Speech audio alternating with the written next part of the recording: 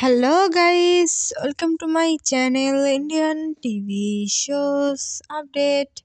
Guys इस video में मैं आप लोगों को सोनी सब टीवी के टोटल 5 सीरियल की work report of the week 50 के बारे में बताने वाली हूँ।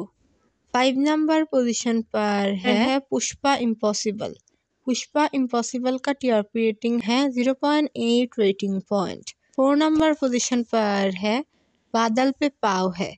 बादल पे पाव है सीरियल का टीआरपी रेटिंग है 0.9 rating point. 3rd number position पर है श्रीमद् रामायण।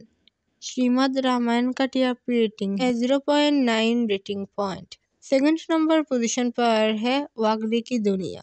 वागले की दुनिया सीरियल का टीआरपी रेटिंग है 1.0 रेटिंग पॉइंट। और 1st नंबर पोजीशन पर है तारक मेहता का उल्टा चश्मा। तारक मेहता का उल्टा चश्मा का टीआरपी रेटिंग है 1.8 rating point. Soni SAB TV के ऑल सीरियल में से कौन सी सीरियल है आपकी फेवरेट, हमें कमेंट पर बताइए। Thanks for watching. Please subscribe my channel for more latest update.